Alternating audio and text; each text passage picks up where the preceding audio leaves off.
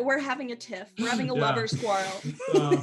This is a lover's The quarrel. best kind of quarrel, I have to say. I love better than quarrel. A friend's quarrel, an acquaintance's quarrel. No. Yeah. Well, at least in a romantic quarrel, you hope that you can just like hash the shit out. I feel like when I have tension with friends, it's always a little bit like, oh God, like why do we have tension? What's going on here? But when I have tension with somebody I'm dating, I'm like, let's fucking deal with this. What's going on here? You know? For sure. It's like a friend's quarrel is like, that's not what a friend is supposed to be, but a lover, it's like there's so much passion. You're quarreling with a passion. Exactly. I think acquaintances quarrel is the funniest end of that spectrum. Acquaintances that's quarrel, a weird one. That's like, why are they even in your life anymore? If you have a quarrel with an acquaintance, just say, I don't have anything to do with them anymore. Acquaintance quarrel is like you run into someone on the subway. Exactly. That's my thought too. That's my thought too. I think the hardest kind of quarrel is probably family quarrel. Oh yeah. That's like, fuck man, we've been dealing with this literally since I can remember. Well, that's the quarrel people write plays about. No one would write a play about an acquaintance quarrel. Correct. No. Correct. But Maybe people tweet about it. People tweet about it. That's interesting. That's actually true. People would make tiny quips in hopes of some immediate gratification for their momentary. Yeah. But if you wrote a tweet about your family, but you wrote a play about an acquaintance quarrel, you have weird priorities. Yeah, it's so true. A play, but it's all in tweets, and it's about one acquaintance you knew in middle school. Oh my God. Do you think there's going to be some sort of like, I imagine at some point there's going to be a collection of tweets that get published as literature. We've got to be down that path at this point, right? Well, they did that kind of with Trump's like wall of tweets. On the Daily Show, they did. But I do think every presidential tweet goes into they used to do it that every tweet went into it was like some kind of the Library of Congress? Yes, that's the, oh my Interesting. God. Okay. I'm so dumb. I forgot. I mean, I guess they're official statements, right? Like, I guess that makes sense. Yeah, but it's just funny to think of like, I've never seen a thin person drinking Diet Coke is like somewhere in the Library of Congress right now. I know. Whenever you want to give something too much prestige, just remember that like everything is arbitrary in that way. Yeah. Everything is arbitrary. Well, welcome everyone to Two Nosy Meerkats. We're talking welcome everyone. Quarrels of all kinds. I'm Gabby Jordan Brown. I am Lukas Arnold. And today we're interviewing my old roommate and filmmaker extraordinaire, Pat Heywood. Thank you. Thank you for having me. Thank you. Should I clap for myself too? Yes, clap for yourself. Okay.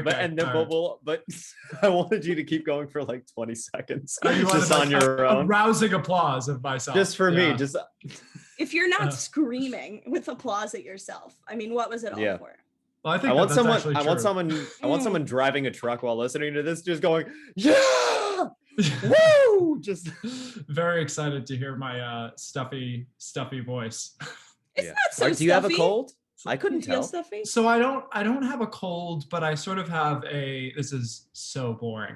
The novel coronavirus? Yes, I have the coronavirus. I will transmit it through these screens. I feel it already.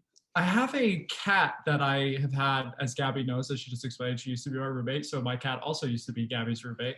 His name is Washington, and he's 26 pounds, and I'm allergic to him slightly. So I sort of live with this allergy that only gets my attention when I decide to give it to it. But now it's just part of my existence at this point. Oh God! I don't remember what it's like to not have this. Have that allergy. Well, did you grow up with?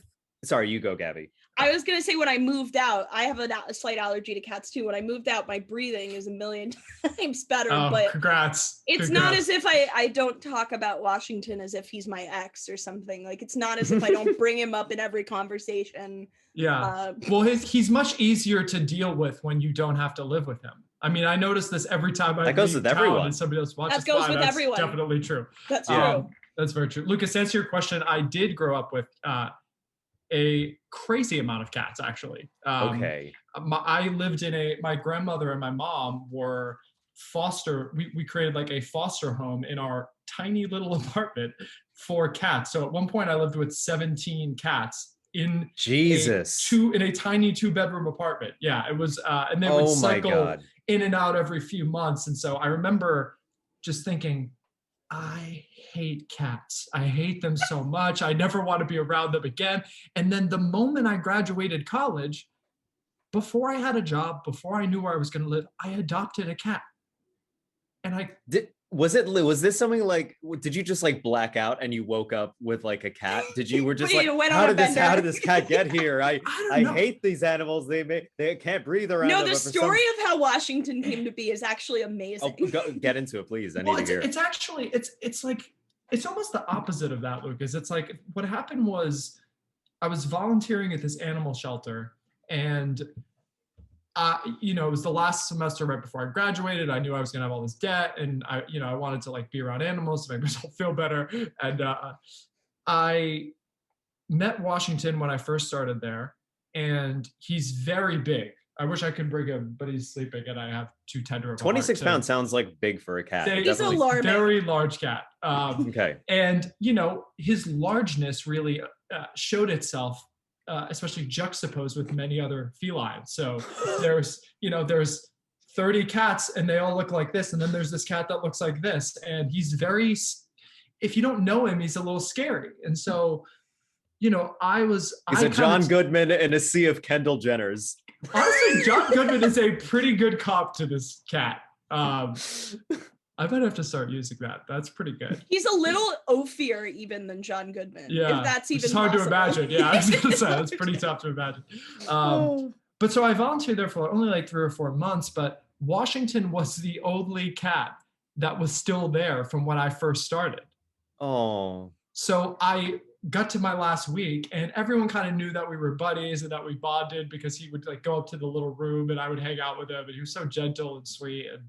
And I was like thinking about it, and I thought, if I leave here, and I'm gonna think that nobody ever adopted this cat, and he's gonna die here in 10 years. Oh. And I can't bear that. So I adopted him. I really understand that sort of that part of your mind where you think, this will nag at me if I don't do this. I definitely understand that. The thing is, especially the basis of many decisions I make in my life, which you just described. Yeah. He's not that smart of a cat. I mean, he's like wonderful. And I like that. I like a dumb pet. Yeah. I like a dumb pet. He's so dumb. It's beyond. I mean, we're talking about this on a podcast, and I think one of the things that we lose with COVID is this ability to like understand things as they are up close. And I just remember every time I brought a friend to my place and they saw Washington, everyone would go, "Ooh, you didn't tell me that it was like this." It was that. It's true. Although it's interesting that you break, I feel like it's strange I was thinking about this with myself, and the way we talk about other species, right? Like we say they're smart or dumb in relation to ourselves. Right. But like if the tables were, if I was Washington, right? If I imagine what it's like to be my cat, truly trying to wipe away the way that I perceive myself and the way that I as a human being see the world, he probably looks at me and thinks, what a moron. Look at you're touching on something very profound. I think it was like Einstein or someone like that who said that like if a fish judged itself against like a monkey's ability to climb trees, it would consider itself an idiot. Exactly. Everyone has their own skill set, the way they fit into the world, and you're as good at doing that as you are, and you shouldn't. Yeah, that's right. You are only in relation to others like you, and so absolutely. And I think I feel like humans do have a hard time with that because we separate ourselves from everything else so much that. Well, you're right. Well, Pat,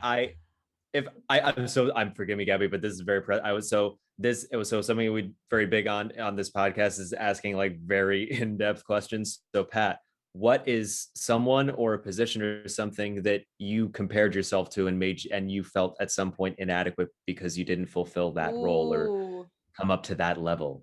Interesting. Maybe a person or whatever it is. Who did you judge yourself against?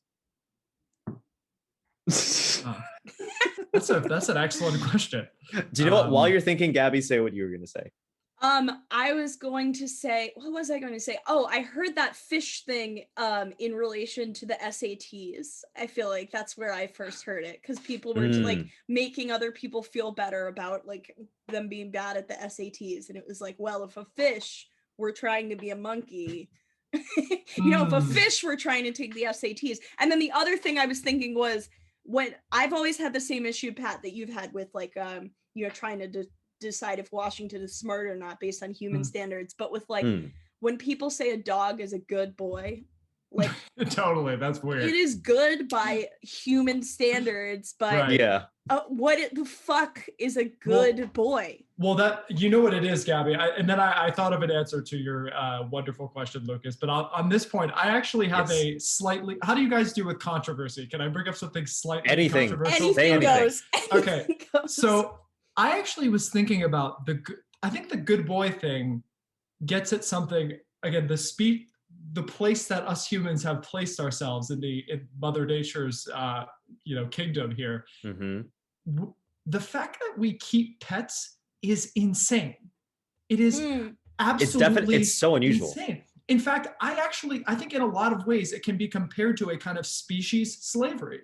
And this is, and I'm not saying that having a pet is equivalent to having a slave by any stretch of the imagination. I'm saying Washington doesn't do anything, so that no, he does. He certainly doesn't do. But here are the parameters, right? Here are the parameters for me having a pet. Okay. Is that I take in this pet. He is mine. He lives by my rules. When he disobeys them, he is not, he's not allowed to do what I don't want him to do. He's not allowed to leave my house. He's not allowed to do, he doesn't know any existence outside of the existence that I contain him in. It's very Allegory of the Cave, for sure. It's just like Plato's Allegory of the Cave, exactly. Yeah. I'm sorry, I don't know this. Would you give me a brief synopsis? It's like the oh my God, what is it again? Do you want me to give the Cliff Notes? Yes, give the Cliff Notes. So imagine a person who is born in a cave, and they are chained so they can only see the wall of the cave. And so they have a fire behind them, and their entire projection of their reality are the shadows dancing on the wall of the cave. That's the only thing that they can see. It's the only thing they've ever known. So in essence, that becomes their entire reality, right? But let's say somebody comes and takes the chain off, and then they turn around and then they see the fire, and then they walk out of the cave and they see this freedom. It's basically, the allegory says that what that person would probably feel compelled to do is to free all the other people who are chained to the cave, who have this, who are only being limited by this chained reality that they live in. And that it's really a commentary I see is on the human mind, where our perception of what we know and what we see is truly our reality, and it's all we'll ever know. And that's why culture is really profound. That I think about culture in a lot of ways as, our hardware are our genes, is like the cards we were dealt. We can't change that. And then our software is the culture that we're born into. And that's like, I'd say that makes a lot of sense. Yeah. And we can like reprogram that if we want. You can try to lose it. It's difficult. Uninstalling an operating system on a computer, it can be a challenge, but you can do it. And lobotomies are cheap nowadays. True. Yeah. Are they not cheap enough? Speaking of controversy, that's everyone get lobotomized now. I saw Sarah Paulson on Ratchet. You just need an ice pick and a lot of willpower. I do see just to finish up on the pet point, I do see in the future, again, probably way long after I'm dead and, generations and generations of us, I think that at some point there may be a reckoning, unless humans just continue to really dominate the world. We say, keeping pets is a little weird. Why do we do this? We do it because it serves us, right? Like, because we like having pets. Well, do you know, I don't know did you guys ever watch Cosmos with Neil deGrasse Tyson? No, I've always wanted I never got around to it. I absolutely loved it. And I think they're doing another season. But anyway, there's, I think it's in episode 2 where they talk about the history of dogs, and that he talks about how wolves naturally have, you know, these stress hormones that make you flee from humans because like humans are dangerous, but that they're just like with anything, there's mutations, there's natural variation, and that there were these wolves that had lower levels of stress hormones. And so they started approaching humans, and they noticed that humans would leave out scraps and bones and stuff. And that they realized they could actually get much more regular food and nourishment and survival by actually partnering with humans. And that, and then like humans started utilizing, you know, wolves, well, canine skills for retrieving stuff or hunting stuff. And so that began a symbiotic relationship that got reinforced over time with like breeding dogs to have like, to have favorable skills and lower levels, even lower levels of and stress now we just breed them to look weird as fuck. I know. That is fascinating. Whenever I see a dog, like a little pug or something, you know, those particularly wrinkly pugs, and they can't breathe. It's not good for them. Yeah. Well, they're just, it's because they're a laboratory creation for us. You know, that's that's true. I do know that, like, I've read some stuff about domestication in general and how, like, if you set every cow free right now, you know, today, they would all come back to the farm because that's what they know. So there has to be a way of responsibly reintegrating like wildness back into the lives of domesticated animals. No, you're I mean, what would happen in Washington in the wild? I mean, that's Gabby, a good idea. Well, there's a very simple answer to that, Gabby. It's that he would be dead in minutes. You know, truly. I mean, he would be a goner. He is. I mean, a few months ago, TMI to be saying in a public forum, but whatever, I was tripping on acid, and I was, you know, sometimes you get a little scatterbrained when you're on certain substances, and I left my apartment door open when I was getting ready to go for a walk, and Washington got out of the apartment. Oh no. But this was like the live experiment of what you just said, Gabby, where, you know, I was having this very intense experience, and suddenly I look, and Washington is in the hallway meowing at my neighbor's door, going meow, meow, meow. Oh, sorry, no. I'm not gonna. But I thought I started freaking out, and then at that moment I realized this cat would be so dead. No. In a second. So that's dead. adorable. Well, this reminds me of something that happened to me and Pat at our old apartment, which is that there was one of our lovely neighbors. I might have told the story on the pod before, but now one of the people who experienced it is here. One of our neighbors. I hope, Pat, you're like, that's not how it happened. I hope that's not. Gabby's lying about everything. There was someone who lived. There was like a leak in our apartment, and someone who lived, the person who lived right underneath us, believed that we had a secret dog in the apartment who was peeing. She refused to believe it was a plumbing issue. She thought it was a secret dog. So she came up and kept leaving wee-wee pads outside our door because she was like, you have to clean up after your dog. And then when confronted and told that we didn't have a dog, it was explained to us that she knew about our secret agreement with our neighbors, where whenever she was going to come over, we gave the dog to the neighbors to avoid suspicion of us. She had come up with this whole story in her head. She should write fan fiction. Honestly. And then Edward and Bella had a secret dog. Yeah. That was a really interesting story of like self-perception and reality. Absolutely. Well, I mean, that's amazing. She's living in this apartment by herself. She's in her 60s. She, you know, I really felt for her, to be honest. I did too, yeah. You know, I almost wish you guys had a secret dog just to give her something to think about. You got it. Some activity. You cracked the code. You actually figured out the truth here. Yeah. I think I joked to you at one point. I was like, it'd be so fucked up if we got a dog now. Oh my god! Or the people who moved in got a dog or something. Yeah. Oh my god! Yeah, the people who moved in after us. And then she had come with peace that nobody who lived up had a dog, and then now there actually is a dog up there. That's awesome. Lucas, I haven't answered the question. Oh yes, marvelous. About comparison. It's a little bit of a pivot, but I think it's the most honest answer that I can give, which is that, you know, I grew up as an only child, ostensibly. And, you know, I actually feel, you know, I had a lot of experiences when I was when I was in my teenage years. When I was 11, my parents died. And so I had a I'm only mentioning that to say that in middle school was the time I was, going through those experiences, and that brought on a very like intense desperation to be liked by others. I just had to transfer schools because of it, and I was going through this loss, and I wanted friends so badly, because obviously, like, I was, in hindsight thinking about it, I was searching for love, and I was searching for acceptance, and I wanted, having lost these huge figure in my life, I was really seeking that. So I did find myself when I was younger truly incessantly thinking about how interesting everybody except me was.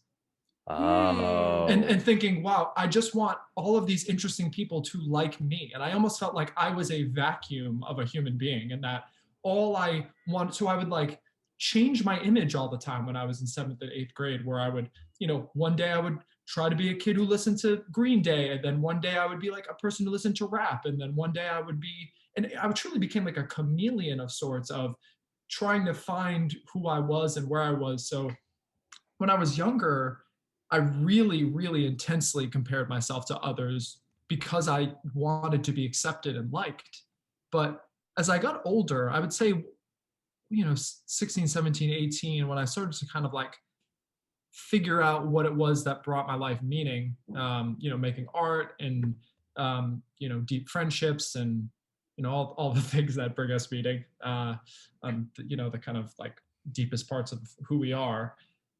I think that the person that I compare myself to most was, I would think about the person I wanted to be in my head, like the aspirational self, so to speak, right? And I feel like that's really how we make decisions. We buy a shirt because we think we want to be a person who would wear a shirt like that, or I don't shave because I want to be a person who has a beard. So you're constantly like projecting yourself into the future. You want it because you are you. When I ask myself the question, who am I am who I aspire to be, my hopes and dreams, and then also the stories of what has happened to me.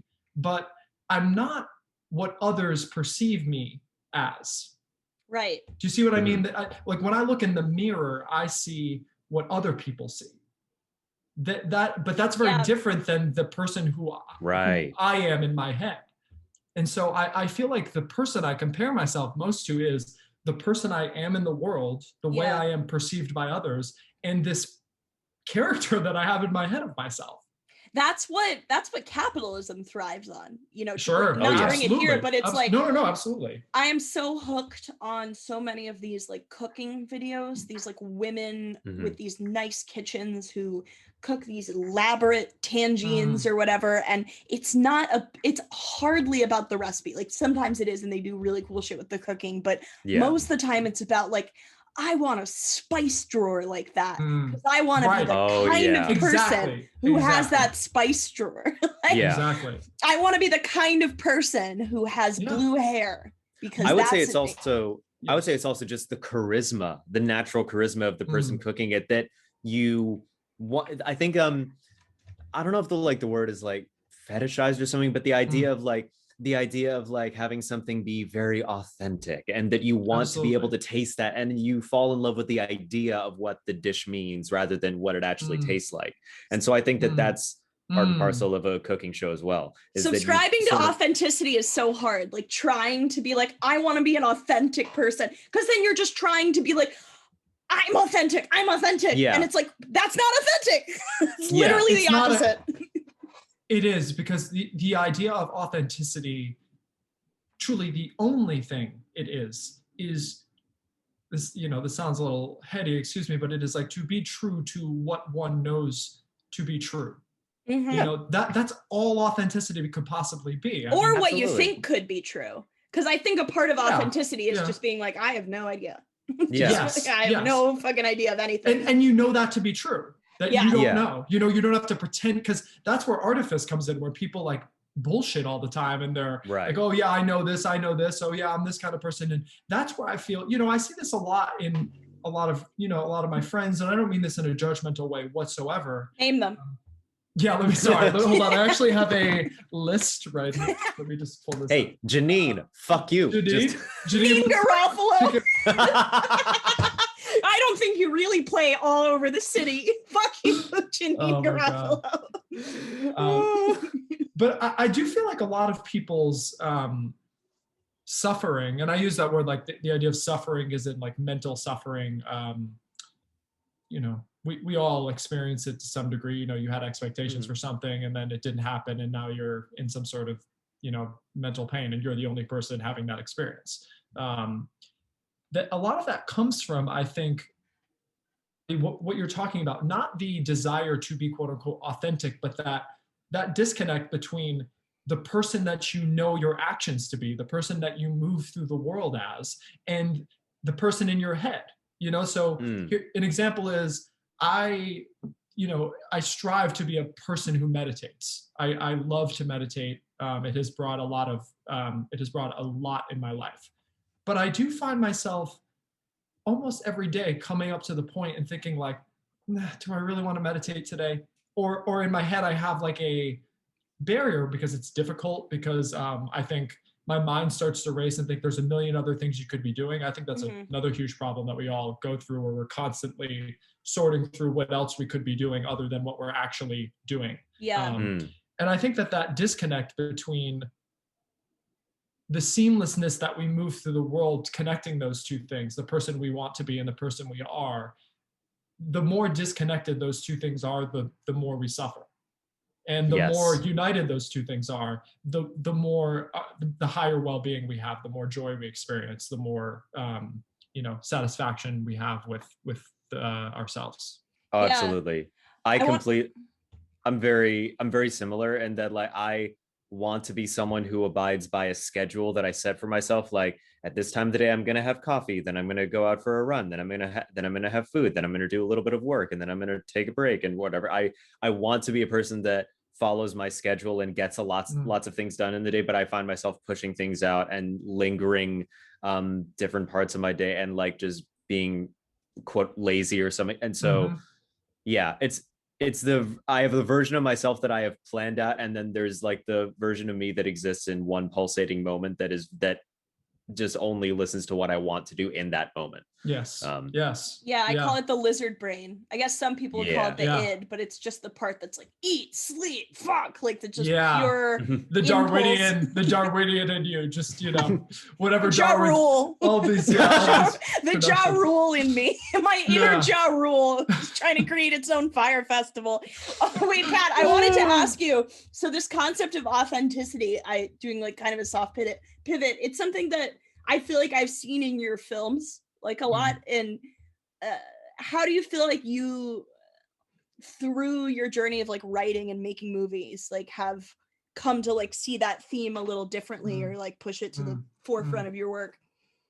That's a great question. And it's definitely been a journey through that. And I think actually it's a pretty good it's a good relation to what we were just talking about the idea of forced authenticity or authenticity as a concept versus as a state, of just being. And I think with filmmaking, when I first thought I wanted to be a filmmaker, I think to be totally transparent, I had some good motives and some not so good motives. And some of the not so good motives were I want to be perceived as being successful. I want to be perceived as somebody who makes interesting art. I want to be liked. I want to make things that, people come up to me and say, I really love that. And I noticed like in my first movie, I would say, I like that movie. I'm proud of it. But I see that when I watch it. I because I know it to be true. When I look introspectively at it, I think, you had some really good ideas there, but you were always so concerned with what was next. What will this thing that I'm making now get me later, as opposed to trying to truly sink into whatever it is I'm trying to do. And so it wasn't until I made a documentary about me and my grandmother's relationship called Fall River that started actually, it began as what I just described, which was I had this idea about going back to my hometown and, you know, giving this very particular kind of portrait of the city and having my grandmother narrate it with the history of the city. And I was like, this is the movie I'm going to make, and people are going to think it's really interesting because this is where I'm from. And it wasn't until through that process that when I got there to shoot it, I really let go of that.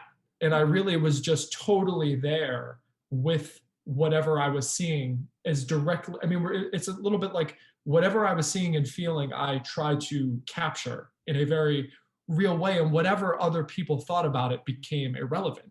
It didn't, because ultimately, yes, you want, you know, to make stuff that will resonate with people, but if it doesn't resonate with you, then you think, wow, I'm spending a lot of energy on something that isn't for me. And what is it and then I started to think like, well, what is it to make art? Why would you have this career as an artist if you're just doing it for all this external gratification and not to try to like learn about yourself and grow and explore, you know, all of these things that you know you have going on in your mind and that, you know, there's somewhere in there. And so through that process, it's actually when I was talking to my grandma for the interview, I kept asking her certain questions about the city that she didn't have that much information about. You know, she's like an 86-year-old woman who isn't a historian. And so she kept taking these kind of, you know, to be totally frank, boring questions that I was asking her and bringing these fascinating stories of her life into them. Like she would take them and be like, well, you know, actually that kind of reminds me of when I was a kid and Fall River used to be like this. And I would like go knocking on my neighbor's door and blah, blah. And so she was taking these very like sterile questions and making them very personal. And as she was doing this, I really started to just listen to her. And I realized, oh, the only reason I would ever want to make a movie in my hometown is because this is where I'm from. And this woman that I'm talking about raised me and I love her so much. And I need to just give her space to be herself without imposing ideas on top of her. And that feeling that experience and watching it change within me has become the basis of everything I strive to do as a filmmaker. That's wonderful. Yeah. And now I know, like, it's funny because I still notice some of those superficial things arise within myself. I think we're all guilty of because of the world. That's right. Yeah, of course. And humans do this. And I think the key is to not judge it, but to notice that it's there and to notice what it is, you know, and that, so if I'm, you know, overthinking something, oh, should I cut this film down by 5 minutes because I want a higher chance of getting it into a film festival?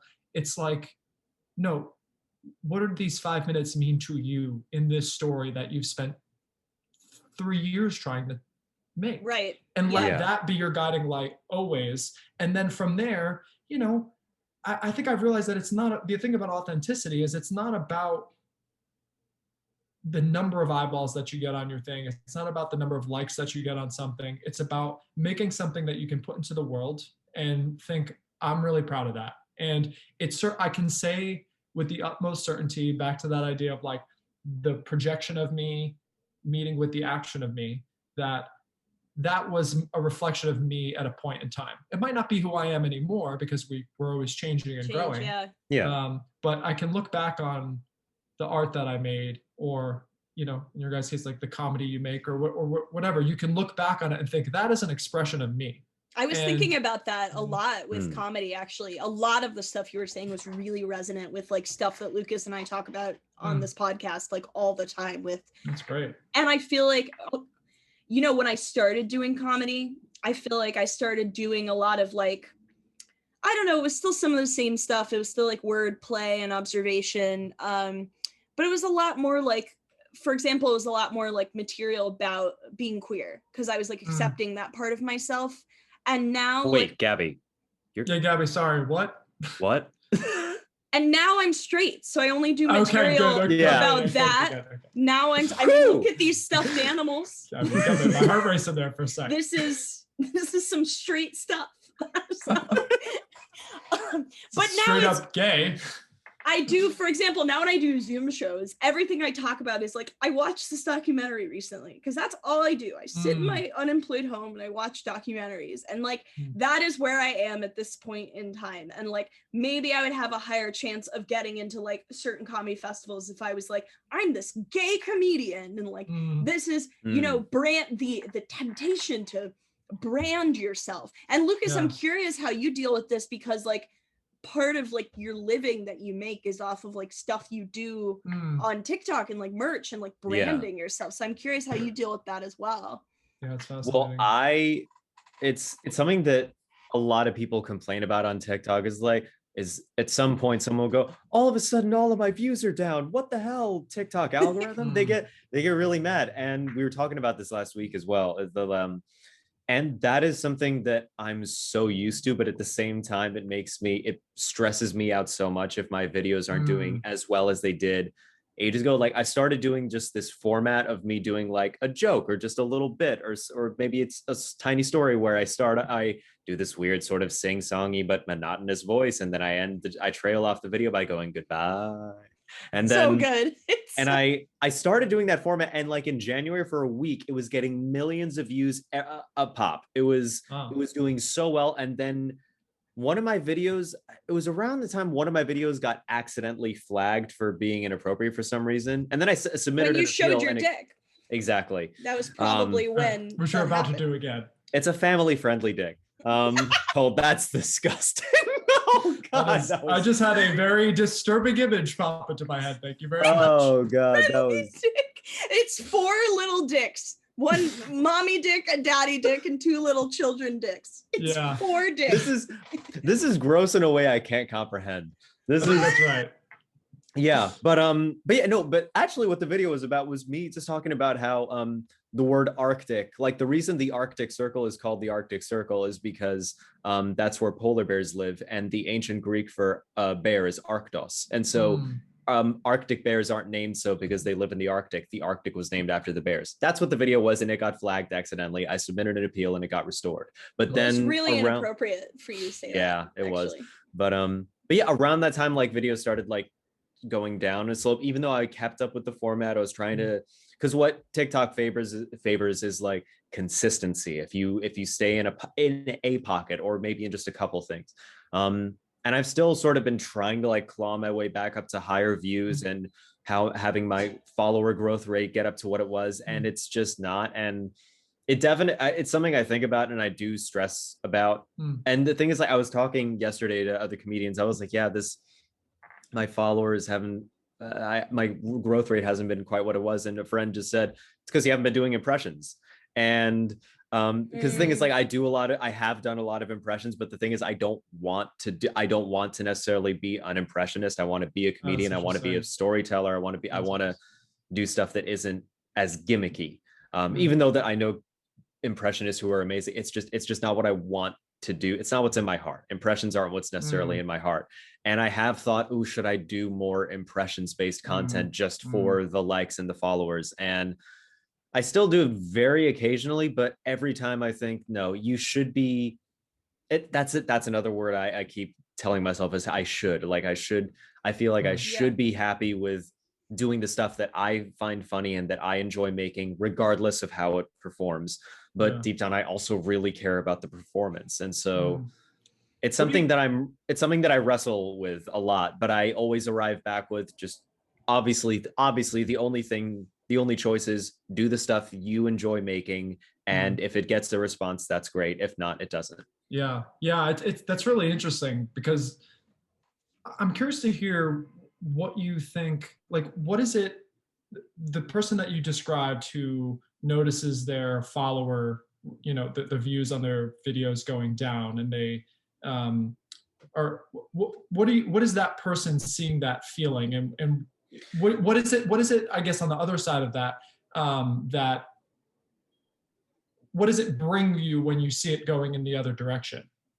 Oh, when it goes in the other, when it shoots up, it feels amazing. It's just an instant high. It's an instant feeling of being accepted, of being valued, of people saying, good job, we like you, you're awesome. It's all of that. It feels so amazing. And then when it goes down, Right. it feels like it's yours, that you're responsible for that, that you're not producing something of quality. And more often than not, it's something to do with like the people who run TikTok changing the way the algorithm favors videos to put it on the For You page. And it also, it doesn't like I'm mutuals with some like bigger creators and they use like 0 hashtags or hardly any description in their video, and it gets like tons of views. And that's, I end up comparing myself to that. Like, I think I should be like that, or like, because I have a good amount of followers. I have like 1.2 million, but I'm mutuals with people who are like closer to 2 million or have like 3 or 4. And I'm mutuals with someone who has like 20 million. And I think I should be like them.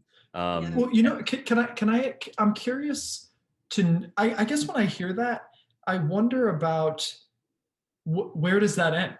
You know, like what is the, you know, where does it go? Because it's just a dragon that you're chasing. That's it. And that's not healthy. And it's such a, well, I just feel like it's such a binary between like, it's either going in one direction and you're glad, or it's going in the other direction and the only thing you could be is unhappy, you know? Right. And and it's such, you know, I think we all experience that on different levels in our lives. You know, it could be as simple as something in a interpersonal relationship, like when you're in a relationship with somebody and things are not going so well, as opposed to being like, well, this is just part of the rhythm of being alive. This is part of the rhythm of loving somebody. This is part of the rhythm of being you know, an artist, such as yourself. And and that is something like it's something like I was saying, like there's lots of videos of people complaining about the algorithm or going like, or sometimes like the way that TikTok like flags videos as inappropriate is super inconsistent.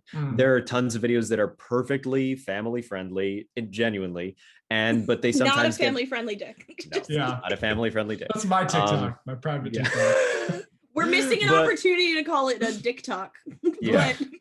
Oh wow, yeah. But that's Gabby, the comedian 4 years ago, the wordplay comedian. Oh my god, the wordplay comedian. Yeah, I'm a comedian and I just said dick talk. Wow, fucking revolutionary. Put me in the loop. Listen. Yeah, if I can make Pat Heywood laugh, I mean, that's it. It was a I'm sorry, do you have an English degree from Harvard or something? Because like, so I did used to work in the video department at Harvard, so I'm very smart.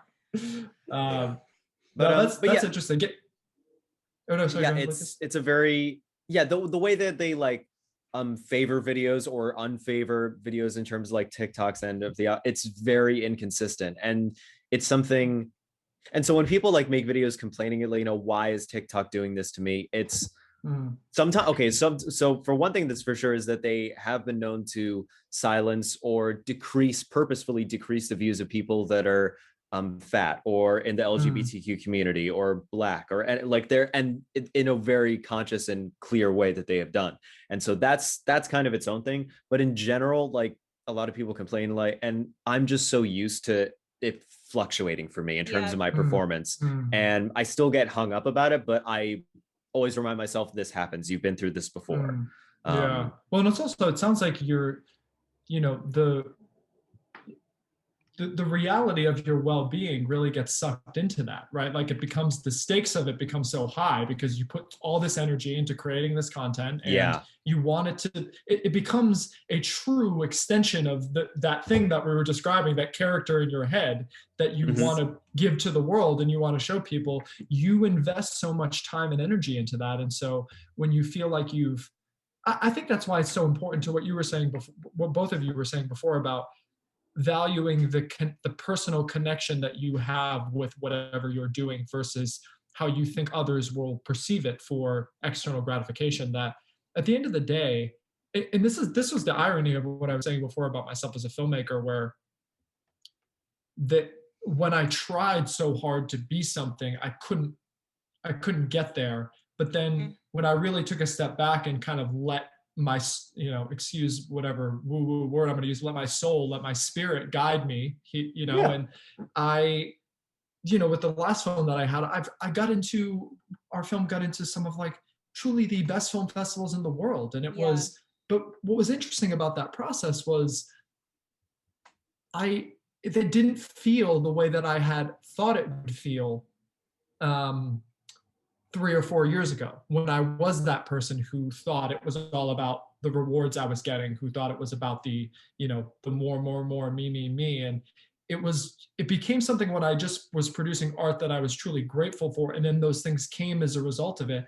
I mean, truly, all it was gratitude. I was so grateful that these institutions were interested in screening my film, but it wasn't like, it didn't justify anything that I had done. Because it also doesn't feel like the hope of it. The hope that's it. What you feel when you're like, oh gosh, I hope I get into this amazing festival, or it applies to anyone, this amazing school, this amazing like college, anything. And then you actually do it. It doesn't always feel like you feel like it should feel. Like sometimes I feel that way, like looking at a beautiful view, I'm like, I get neurotic because I'm like, well, you can't hold on to it. There's nothing to hold on to. Once the thing happens, it's like in Buddhism, they talk about the idea of grasping being the enemy of happiness. That when you grasp onto ideas, these ideas that we have in our minds, oh, if I just get this, if I just have this, if I just, whatever I can grasp onto, you can only hold on for so long, because moments, they come and go. They truly are.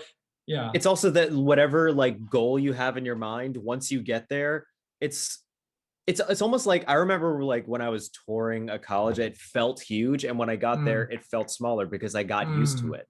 Yeah. And I remember it became a reality.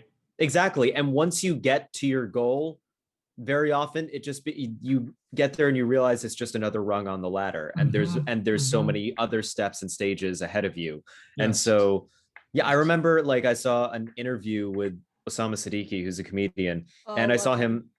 He's fantastic. But I saw him talk about, about just how excited he was to get passed at the cellar. And then when he was passed at the cellar, he was like, oh, I still have so much to do. I still have to grow a follower base. I still have to tour. I still have to do dates. I still have to do everything else that comes with being a comedian. It's just, and it's a great accomplishment, but there's still so much you still have to do outside of that. Sometimes it's even scarier. You get a residency somewhere, you get on a big show or something.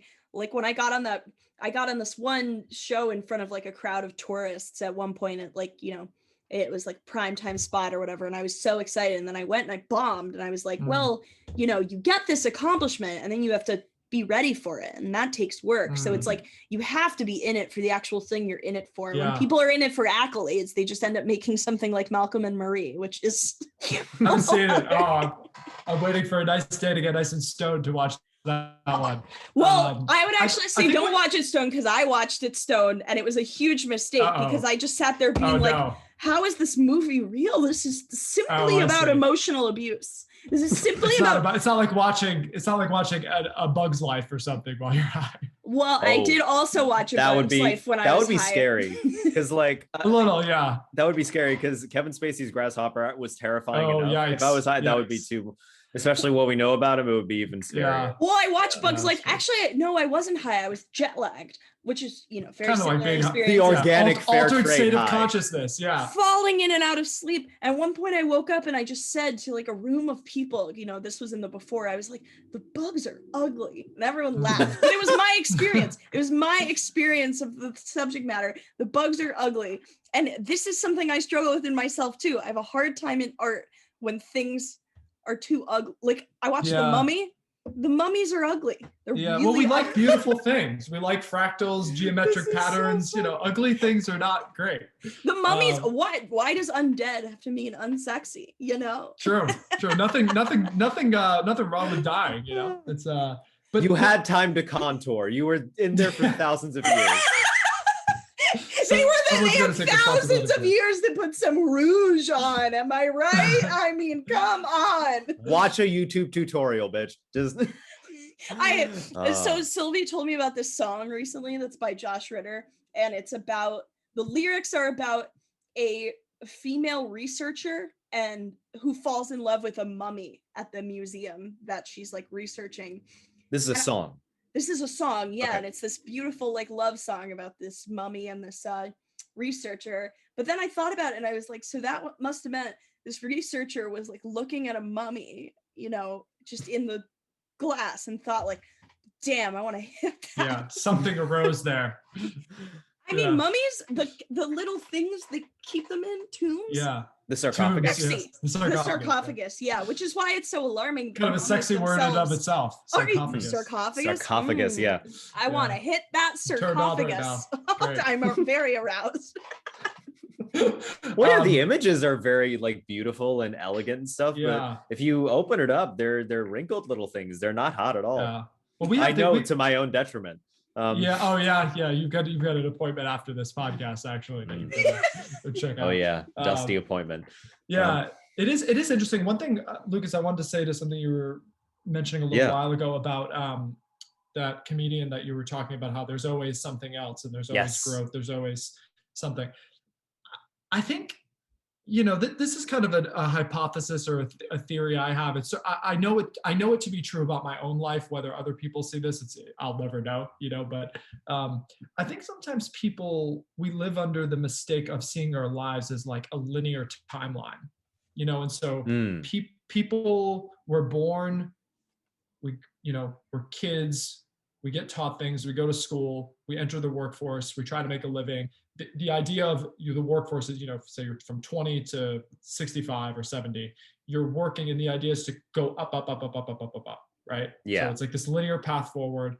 We all know we're going to die at some point, but we don't operate our lives as if without, like we operate for ourselves in the future. That's like what a mutual fund is, right? Like think about how nuts it is that we're trying to take care of ourselves 50 years in the future. It's great, but like you could get hit by a truck tomorrow, it's interesting where, so you plan this life, you're going up.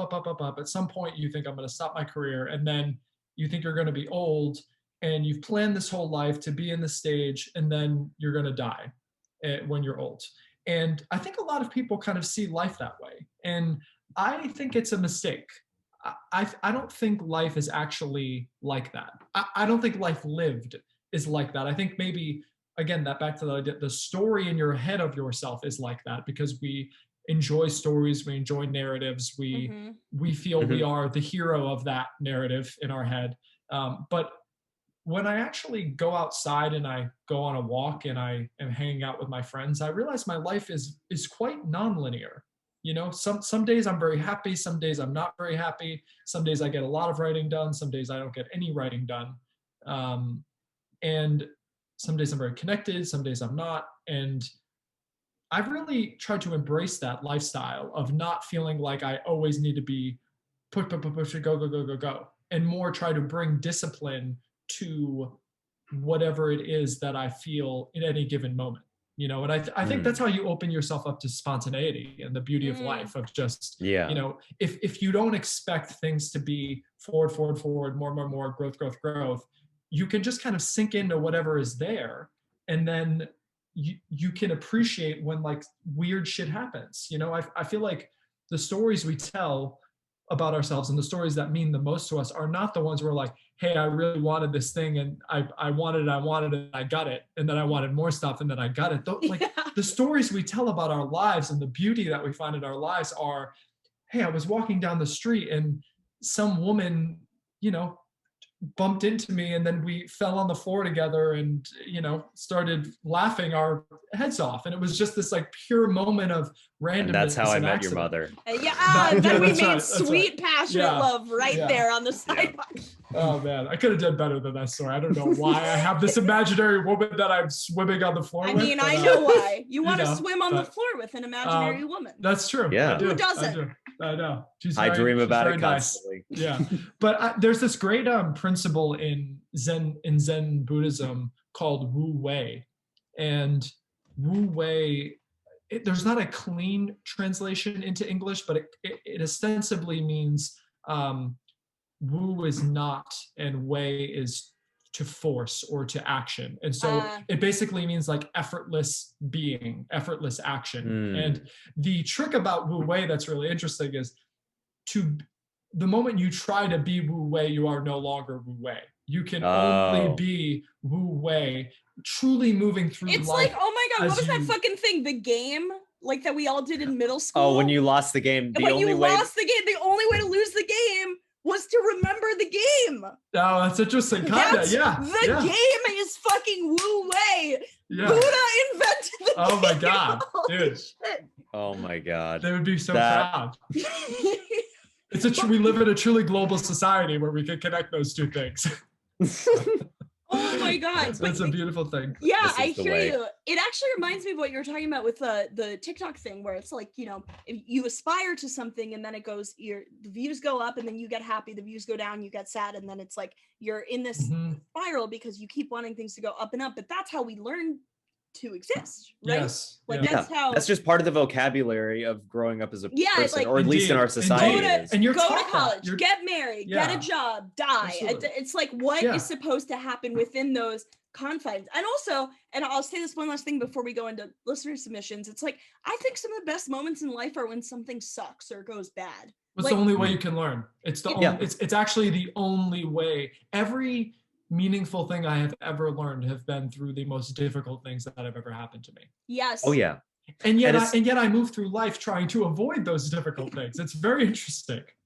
It's also something that hit me like a ton of bricks when someone was it was a conversation I saw online about Donald Trump and just like how crazy he is and how little empathy he has and but then someone said, can you imagine how unbearable you would be, if your whole life you never heard the word no?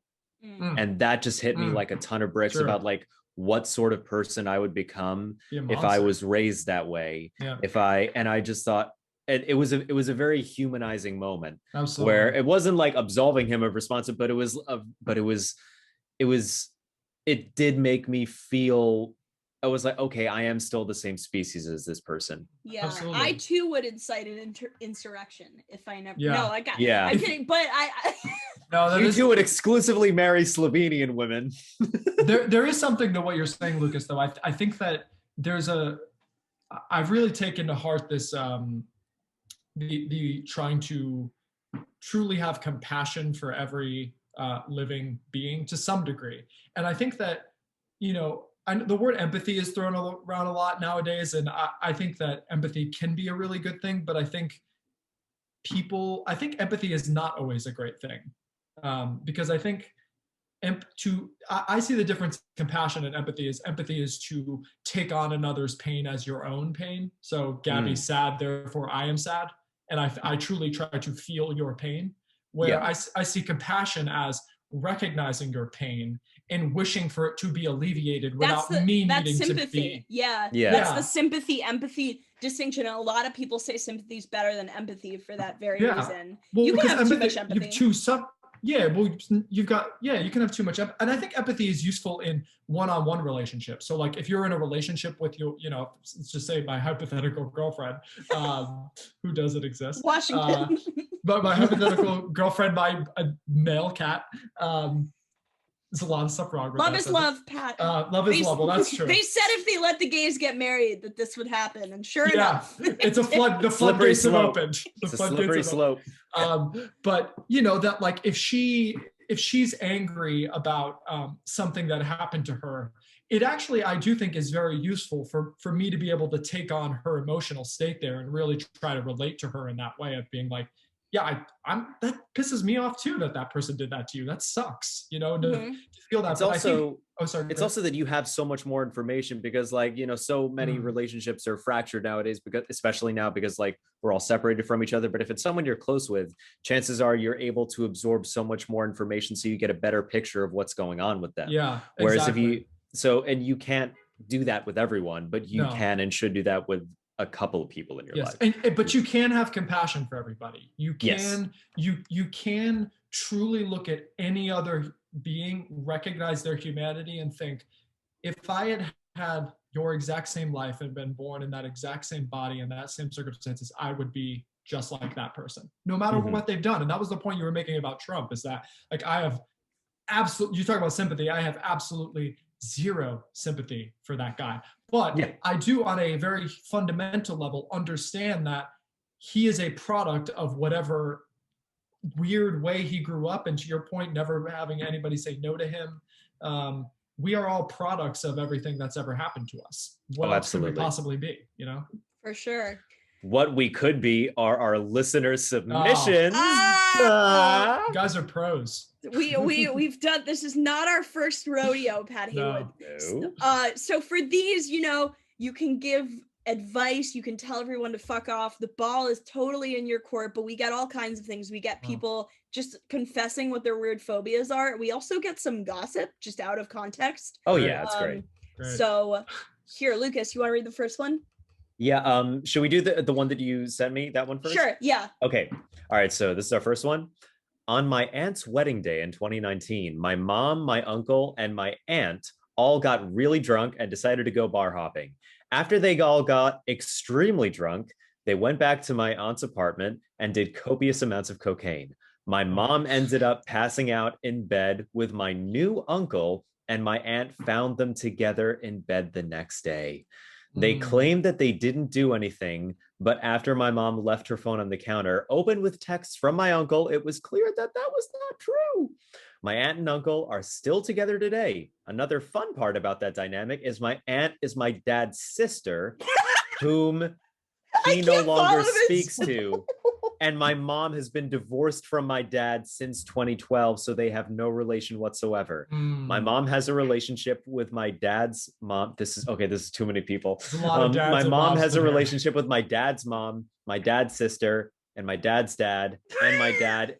And my dad isn't on speaking terms with any of them. Just say grandpa, motherfucker. Come on. This is a whole episode of Days of Our Lives. This is, oh my God. Hey, let's try and piece this together one by one. Right? This is a jigsaw. Oh my God. So the big event is that mom slept with uncle. Yes. Okay. On the other side of the family, I guess. Okay, so I think it's like mom, I don't think she slept with her own brother. No, I think it's like with dad's her ex-husband's brother. I think it's dad's sister and sister's husband. That's what I'm thinking. What do you? I'm gonna. So it's the in-laws, I see. But just all mom, aunt, and uncle to the writer, the person who wrote in. So this is a brilliant submission. I have a question. Is this woman's? Is what she's hoping to get from this submission like? How am I ever going to mentally survive like family dinners kind of thing, or is she just like, please listen to me? This person is just, I think they're just saying, hey, this is a juicy little tidbit. I didn't tell somebody this. So this is exactly what we're looking for. This is exactly what we say we want. So the mom and the uncle slept together. The aunt found them in bed. They clearly something happened. They texted, "I love you, aunt." I want to know what the texts say. I think that's really important here. Are the texts like, fuck, we made a big mistake? Or are they like, damn, that was so fun? That was the best night. Yeah. I feel like it's like, oh, I get crazy when I do blow. Oh. Exactly. Well, that was my next question is for both of you, do they get a pass because of how inebriated they were?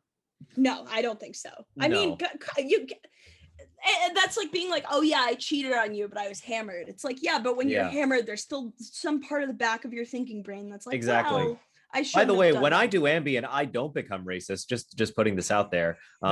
Just for anyone who's listening. It's like, well, they did copious amounts of cocaine. I do want to know, were they all a what big is copious amounts? Family? Yeah, what is copious amounts? Yeah, I got it. Because to me, there's a like. Is it like a Ferrero Rocher like pyramid? Like how?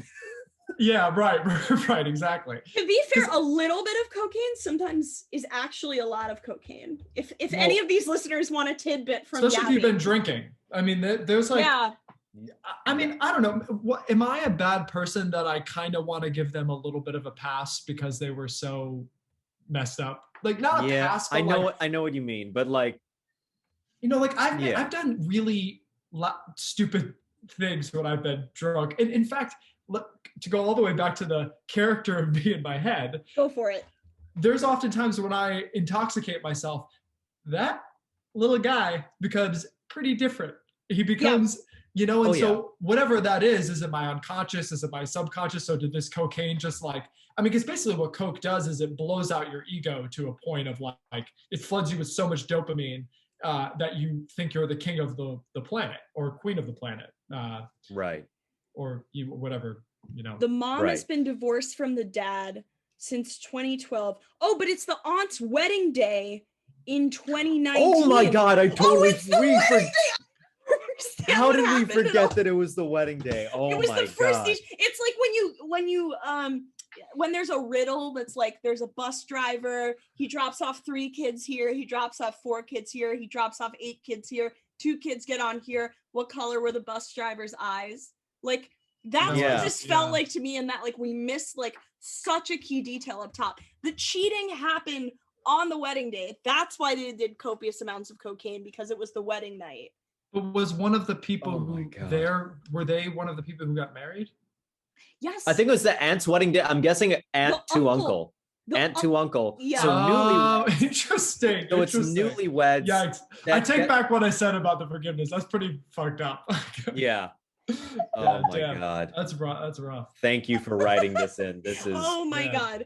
a gorgeous submission. I would call that if I had gotten that in a script, I would call it overwritten. But it is. But the fact that it's real is a little confusing, but it was great. Yeah, to close the loop on this, your uncle sucks. Don't cheat on someone ever, but especially on your wedding night. On your wedding night, yeah. On your wedding night. Okay. Yep. All right, let's do another one. Let's see.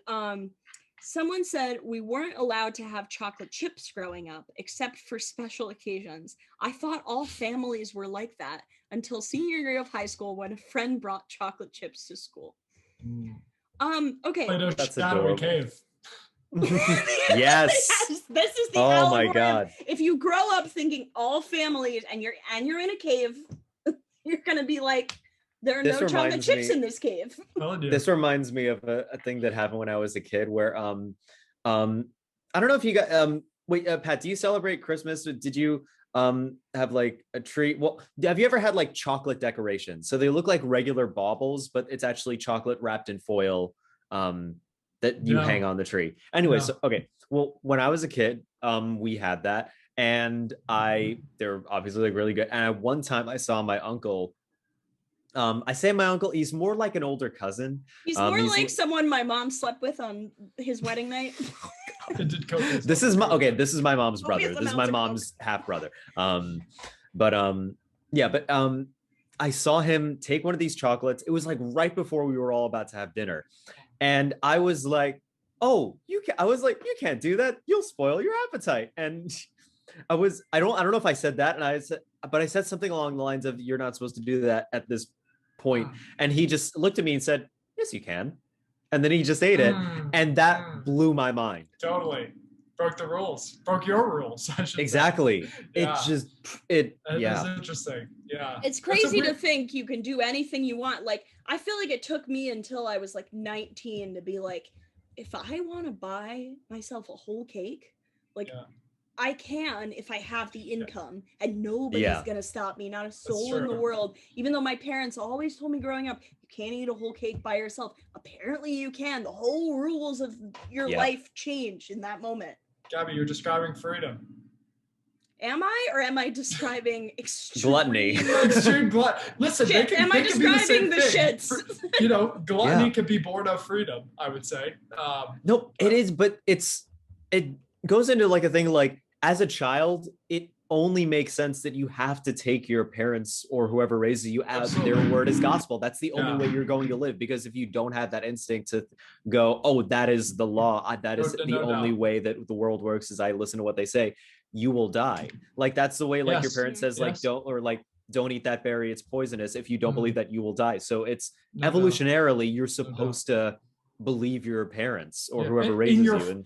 In the period of time where your brain is most susceptible to being programmed into becoming who you are. And I think that's why a lot of kids end up having to deal with some version of their parents' unresolved baggage. You know, if you have parents that didn't deal with something, naturally they are going to it's going to project itself onto you somehow. And that's what generational trauma is, I guess, to some degree. It's absolutely. But you're right. It is funny, Gabby, what you were just like I feel like in a lot of ways, what you're kind of describing is self-growth, where you constantly have these rules that you've set in your mind that are true because you abide by them. I can't do X, Y, and Z.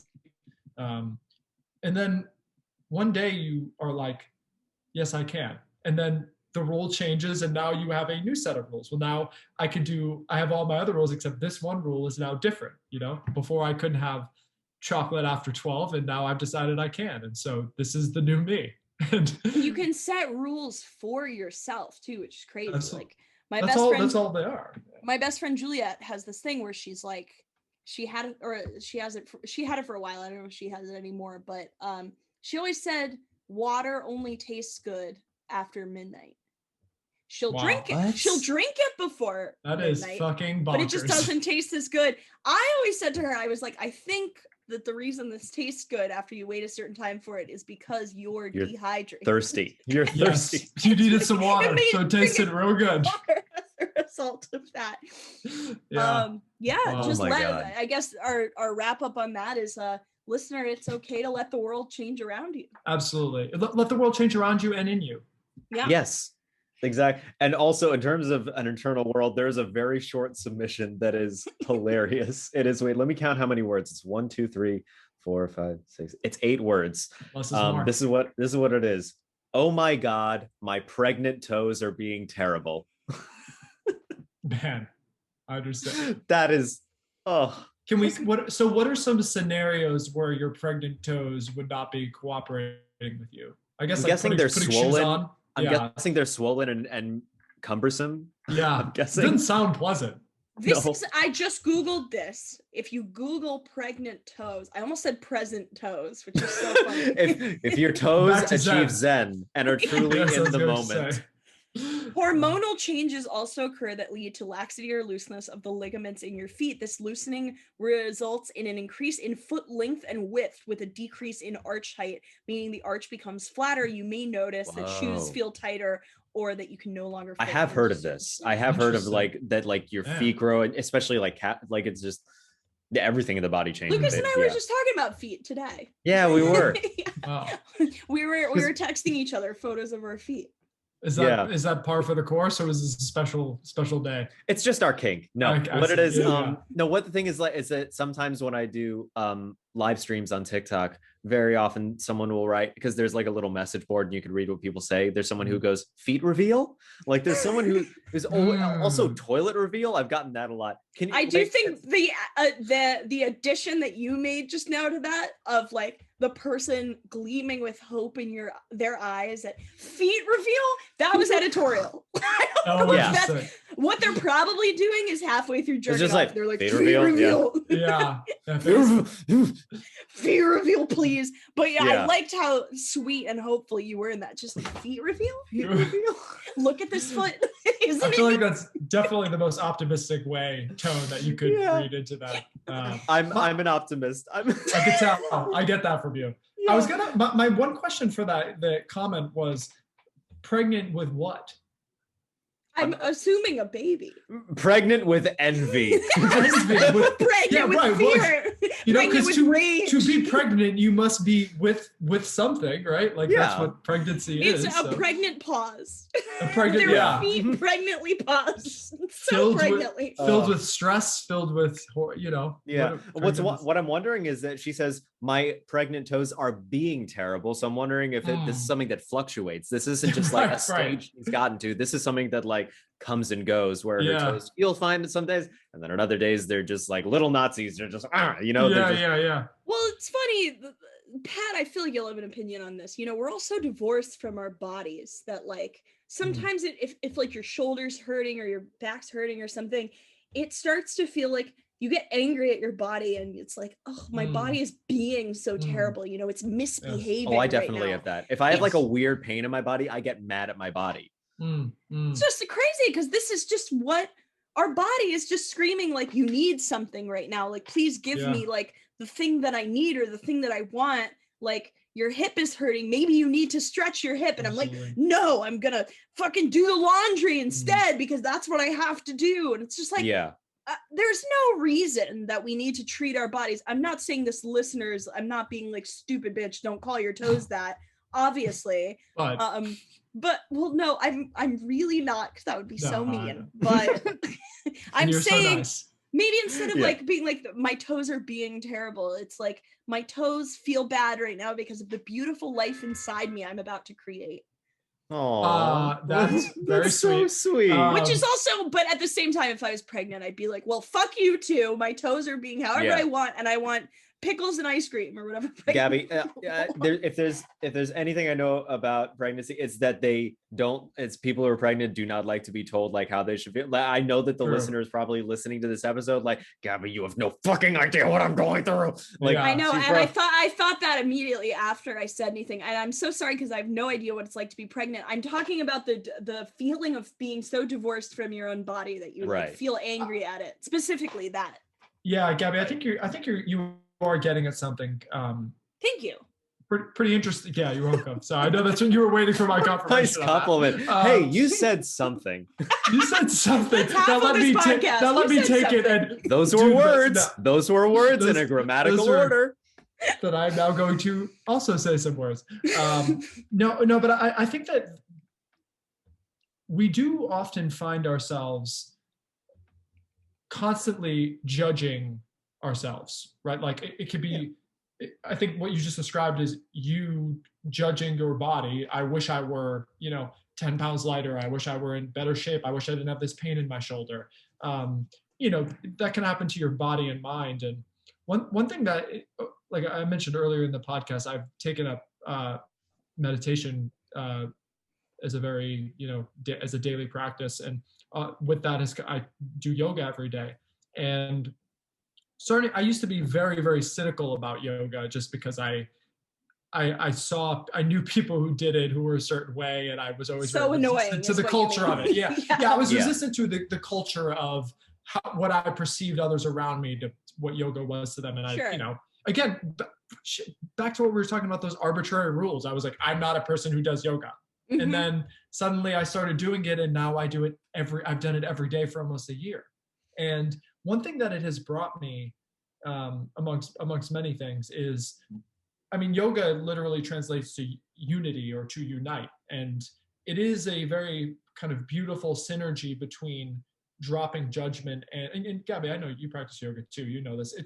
You drop the judgment to truly drop into whatever is there without needing to have a positive or a negative feeling about it.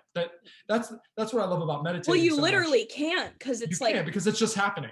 If your body hurts and you're in, but it doesn't hurt in a way where it's like, sometimes you're doing yoga and it hurts in a way where you're like, this hurts so bad, I need to leave this pose right now. And that's always fine. Then you go into child's pose or something, or modify it somehow. But when it hurts in a way where it's just like, something feels different than usual, like, that's not good or bad. That just is. It's just change. It's just all happening. Yeah. And I think one thing that meditation has revealed to me in my life that, I think is interesting to this idea of judging the body and the mind in a lot of ways, where, I ask myself, like, from what place do we judge that from, right? Like, what is it judging the body there? Because that's you, so from what space is that coming from? And, you think about just the design of us, and that we have our bodies, we have our minds, sometimes they're connected, sometimes they're not.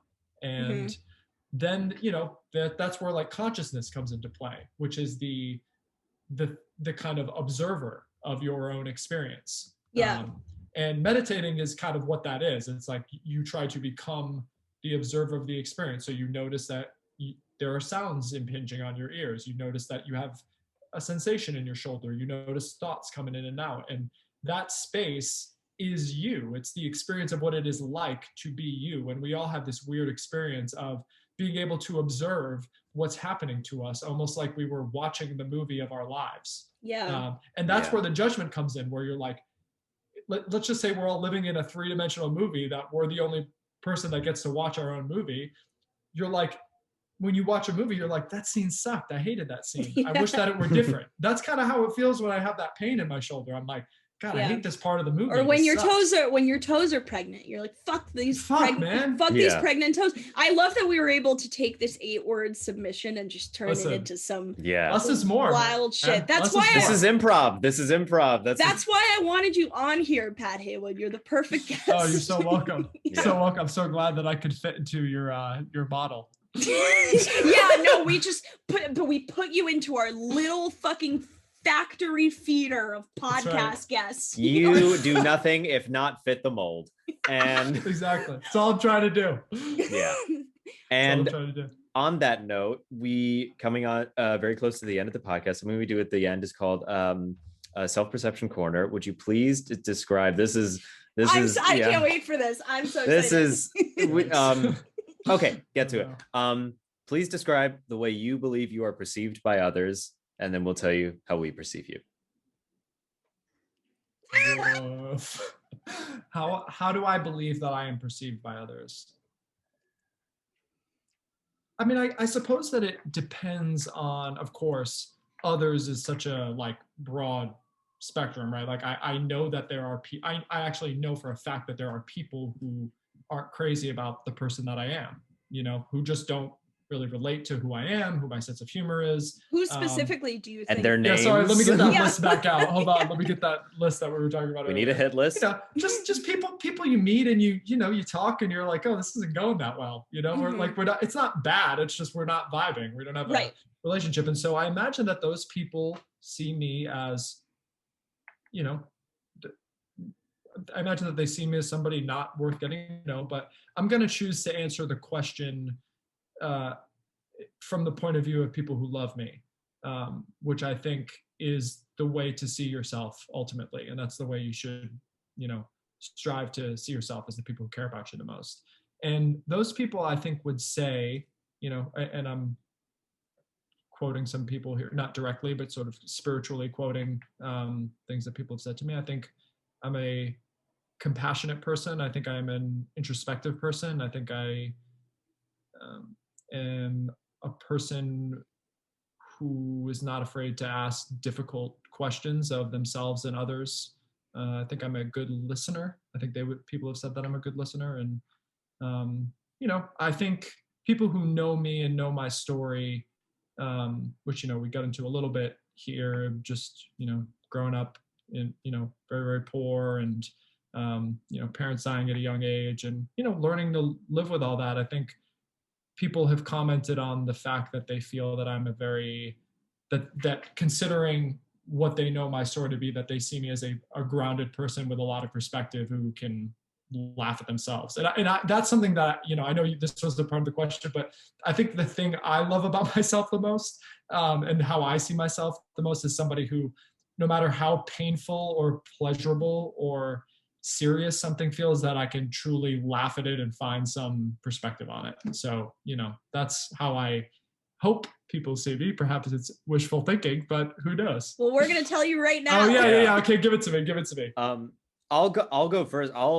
Because Gabby, I think you'll have more to say knowing Pat, but you pretty much nailed it on. I think from what I gathered, you seem like very introspective, very well read, someone who's very intelligent, but is also very, at least attempts to try to chill and be one with yourself and kind to others. It just all of the above. It was just, and someone, you seem very disciplined, and that you're focused on creating good habits, starting meditating and doing yoga. These are all things that a lot of people want to start doing, but don't make the headway to actually get in the habit of doing. So you seem very healthy to me. Mm-hmm.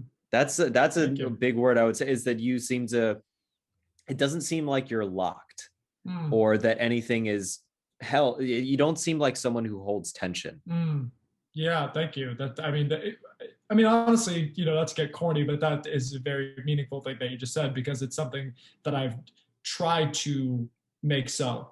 I've tried to bring that to be true, because I wasn't always like that. And the fact that I have been able to notice that I wasn't like that, and then try to shift it into develop healthy habits and to see, to try to find growth within yourself. It feels really good. I'm sure you both can relate to that. Gabby, I mean, I know this isn't about you, but I did want to share with you on this venue, but it is, and I'm about to make it about you, that, even you, knowing you, I've known you for probably 5 or 6 years now, and I've seen you grow so much. I've seen you as a human being, and the things that matter to you and the things you've been able to, I've seen you hold on to and let go.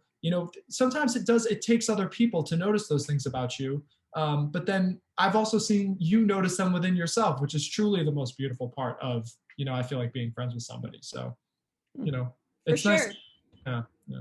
Yeah. I think, so for my part of this, Pat, the way I perceive you, where should I start? Oh man, nervous. I'm excited. I see, first of all, someone who's lived many lives, like a lot of different lives, different parts of your lives. People who met you at different phases of your life probably wouldn't even recognize you from an earlier phase of your life, I think. Which isn't good or bad, it just is. I see you as someone who's like very like radically open-minded, but also neurotic, in the sense of like you are thinking through every possibility of the way a thing could be, because you are so open-minded about it. And so, but you'll think through every route that you could possibly go, but then you'll choose one because you're disciplined and driven. And it might change down the line, but you'll think through everything before you make a decision, which is something I've always admired about you, because I'm not like that. I'm very impulsive. You are particular in a way that I think is beautiful. And I'm not talking about being your roommate and having you do dishes better than me. I'm talking about like better or worse. I mean, different. Yeah, just different. Right? No, just different. Just I leave more on the plate, which is not good or bad. It's just different. I think it's you choose the things and people in your life in such a way where like you want everything to have meaning and everything to matter. And then conversely, but you're not just a taker, you like show up for other people, and you're not just like, all right, I'm here, well, what's next? Like you show up and you make things mean something to yourself and to others. And then the last thing I'll say is you're very reciprocal. Like you give and you take and you share in other people, and that allows them to share in you, I think. And like, you're just a really excellent conversationalist in that way. And that's why like sometimes in our apartment, if we were busy, we'd go like 3 days without talking to each other, and then we get caught up in like a 3-hour conversation, just like doing dishes in the kitchen, because you're just like, it's so nice to just catch up with you about things and hear what's going on, and it enables me to want to also confide in you.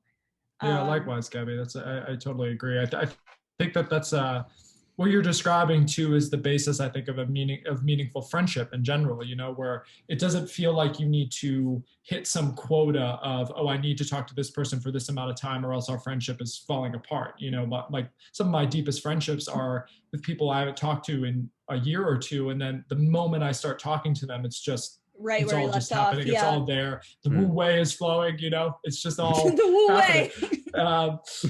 And so don't try to make it flow. Don't try. Now we're talking about Wu Wei, and now it's not flowing. The Zen community is not going to be happy with me. I totally think that that's right. And I mean, honestly, even this conversation has been so wonderful and just flow through. And I was talking. My films are co-directed with somebody named Jamil, and he's one of my best friends and my creative collaborator. And we've actually been talking about this a lot, the idea of when you're engaged in a conversation that truly feels there's like a lot of synergy happening, and you mentioned reciprocity, there's just a lot of flow happening, how time seems to cease to exist, and that you're just totally there for what's happening, and that because you're not thinking about, I could be doing all of these other things other than this, because you're so content with the content of the conversation that you're having in the moment, and what a magical feeling that is, and how much meaning you get from, having conversations like this. So yeah, for sure. I definitely felt like that. It was a blast having you on. It really this was so talking great. For an hour and a half. This is great. Yeah, I mean, they're all this long, but okay. Yeah. Okay, good. I mean, you're not special. Come on, man. Honestly, I love hearing that. I love hearing about special. Yeah, knocking you down a peg. Is there anything you want listeners to know about? Like, I know any plugs, anything. Butt plugs. Any butt plugs? Use lube. I do have one that I'll be using later. No, just kidding. I mean, honestly, I'm not on social media media, so I don't have like the classic Instagram handle. But I would say if people are interested after hearing me talk about my films, if you could Google Fall River documentary and you'll probably find my film. And the one that I would say is the film that I was mentioning that's out on the festival circuit right now is called Gramercy, and it'll be out online. It's been in film festivals since August, and it's screened at AFI, BFI, Locarno, Telluride. We just won the Grand Prix at Clermont-Ferrand, which is the biggest short film festival in the world. Awesome. Which is great. Yeah. Which, so if people are interested in watching that, it follows a young man from New Jersey, and it's about his struggle with depression. And it sort of is I would call it a kind of colorful canvas about what it is like to live with an inner and outer life when you're existing with depression. And it'll be online in April or May. It'll be. Yeah, what's coolest about this film, I'll plug it a little more for you, since I know you're so modest, but Mr. bashful Heywood. But what I think is one of the most awesome like talking points about this film is that it's based on a real life group of friends who all live in New Jersey, and the friends play the real characters. They play themselves. Yeah. Whoa. Yeah, they're all first-time actors. So there's the main character's name is Shaq, and Shaq is played by You Shaq got Bonds. Shaquille O'Neal. We got Shaquille O'Neal. It's a commercial for Papa John's. I love the idea that he comes in and he's like, "Yeah, I'm not used to film acting. I hope Pat can show me around the film." That's right. How do you think I did? No. But yes, Gabby's totally right, and that's a really kind of nice way to watch the film, because that's another. I really like making films with people who've never acted before, and kind of seeing what arises from who they actually are as a human being. So yeah, it's definitely a huge part of the DNA of the film. Marvelous. Very cool. One more thing before we go, I just want to say that Sylvie overheard some of this conversation from the room and texted me to clarify. The architect from the Mummy song finds the mummy at a dig. And she said, if that makes it different. I personally... It doesn't? No? I personally think it actually makes it worse because, you're looking at a mummy in a museum. It's all sexy. It's all put together. It's painted on nicely. You find that shit at a dig. I mean, that is literally mummified. Yeah. Yeah. Whereas it's a little bit blitzed up when it's at the museum, Yeah. The woman in the song needs to think about her alive privilege. Yes, so true. Don't we all though? Don't we all need to be? And I think we'll end on that. Thank you all for listening, and we will see you next time. We'll see you next time. Thanks, guys. Pleasure.